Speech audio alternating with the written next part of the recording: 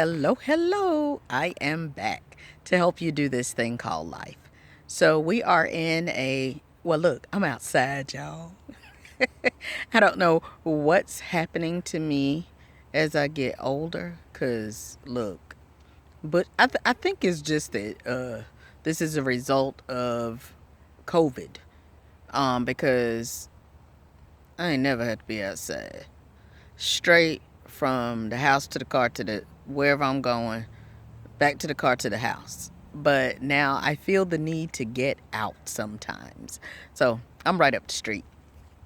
Anyway, we've been talking about Jesus and his humanity, his emotions, temptations, his tendencies, just examining some of the things he did that made him successful, that made him win at everything he did. And so today our lesson is coming from Luke 5:29 through 32.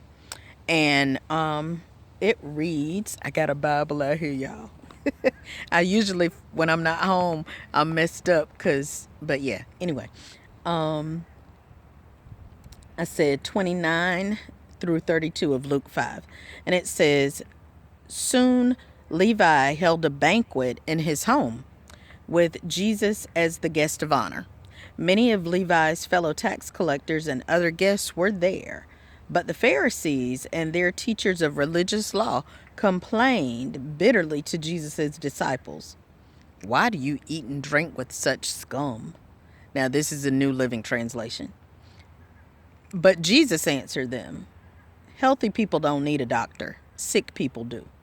I have come to call sinners to turn from their sins, not to spend my time with those who think they are already good enough. Okay, so Jesus did not hold his tongue, but I want to focus on where he was, because so many times we get caught up on who we see people with.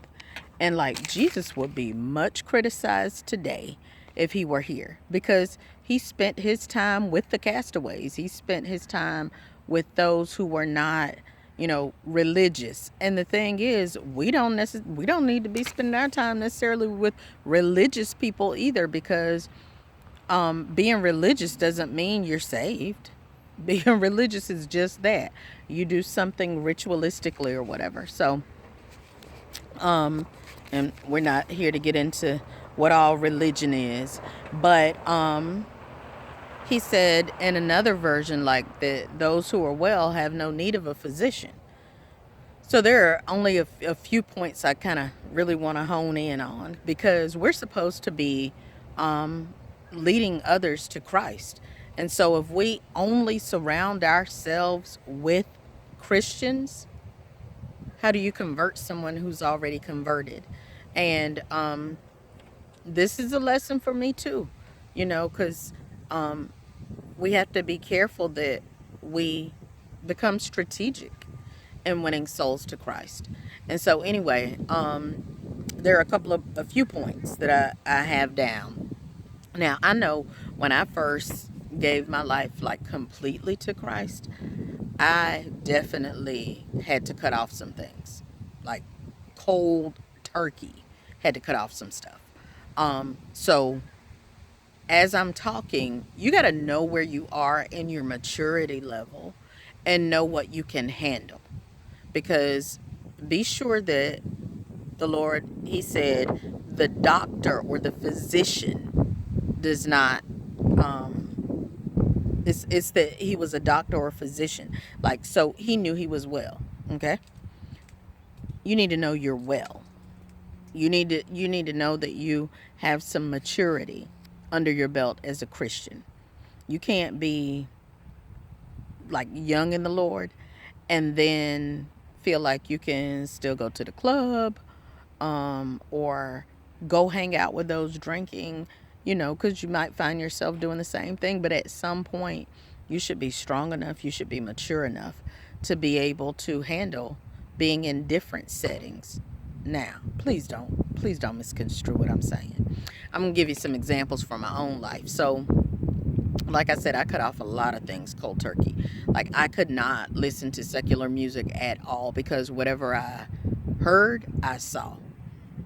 That was not good. Um, I could not, like, I used to have a, like, cussing used to be one of my hobbies, right? So I had to be careful what I ingested because the closer you are to a thing, the easier it is to go back to that tendency. So like it took me a long time to get over the music, and I still don't just like listen, but now it doesn't bother me if somebody else has it on, or I try to block it out. Um but anyway, like it took years and years. I mean, I remember being on a cruise and they started playing this one. It was one song, y'all. It took me years. If I was in a store and that particular song came on, they just lost a sale. I was on a cruise and that song came on. I got up and went and stood out on the deck just because I got to know me. It's not that I thought I was so holy, which I try to be sanctified, but I try to live a sanctified life. Let me put it that way. But it's not that I was so holy, but I knew me. I knew what would wake up that mess in me. So anyway, to thine own self be true. That's number one. You better know who you are and what you dealing with. Look, if God ain't called you to go back, because Jesus was basically looked like they was having like a little house party. It was a banquet, right? So, but I mean, if you go somewhere and you have good intentions, but then here's somebody come rolling out the line of coke, I don't want to see you bent over the table sniffing. Okay, we not talk about going to the strip club. Now, I did go to a strip club one time to pray, but I stayed in the car. Okay, I stayed in the car. Um, so you gotta know you. I ain't saying like, oh yeah, I'm getting ready to win these people to Jesus, and you go down there. No, don't do that. Remember, you're supposed to be the physician, not the sick. Don't ever forget that you're supposed to be the one to help bring the healing. You don't need to be having your little pocket Bible and your little bottle of Hennessy in there with it. That was something falling on my car, y'all. I told y'all I'm in nature. I'm glad that was a car and not my head. And then number three, it if you feel like you're gonna slip, back right on out. Okay. God needs you to win. You don't need to go in there to bring people to Jesus and then somebody got to come get you out. Okay? Okay? So anyway, just make sure that we are spreading the gospel. Don't be so sanctimonious. Don't be in a place where you can't reach the lost, okay? Because you got to be close enough to reach him, right? You got to be close enough to reach him. You can't reach the lost, but you stay away from them.